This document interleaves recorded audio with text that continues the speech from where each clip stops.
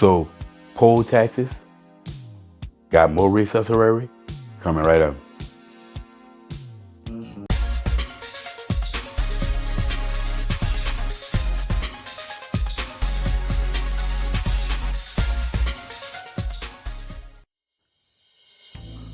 What's up, y'all? Welcome back to Common Sense, Logic, Reason. As always, I want to say thank y'all for joining me today. So I have more resuscitatory. Now, poll taxes is an example of historical crime. Again, black people crying about stuff from the past that's absolutely 100% irrelevant to today. But when we think of poll taxes, the first thing that comes to mind is an attempt to suppress the black vote. You know, this is how poll taxes have been presented to us. But the truth is that it was a very common thing in the past. Like, it was a common way of government collecting funding. It's like, it was basically, it's as common as property taxes are today.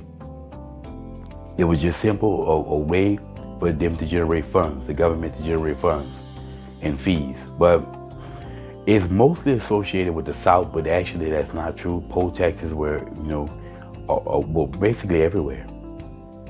It was in the North as well, so it wasn't just in the South. Now,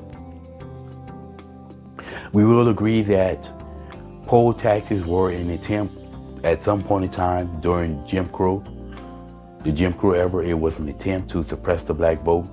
Now, how widespread was it? Who knows? We haven't really seen, because one common thing with these race suckers, they'll take something that happened, in a certain place and act as if it was happening everywhere, or something that happened within a specific time period, a period of 10 years or something like that, and they act like it was happening in this country for the entirety of the country. So how widespread was the poll taxes used to suppress the black vote? Who really knows? I haven't seen really a real study to basically show this. However, in 1965, the Voter Rights Act basically made poll taxes legal. So from that point on, it's just historical crime.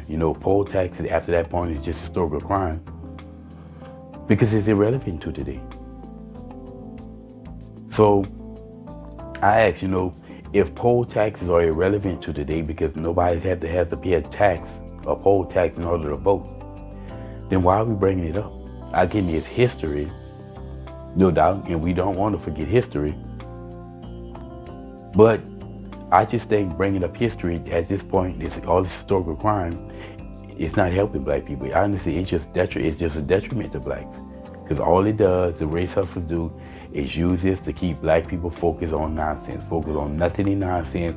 About poll taxes. There's not a black person in the United States of America today that has to pay a poll tax to vote. There's no black person in the United States of America today who cannot find a polling place and go there and vote and register to vote and make sure that they have an ID like everybody else to show up and vote. So crying about poll taxes from the past is just stupid. But this is what the race hustlers do. They need black people stuck on stupid because they use race to keep black folks angry and enraged. And as I've always said, they know they can keep black people under control. What race? They just say race and black folks lose their mind. All they have to do is just cry race.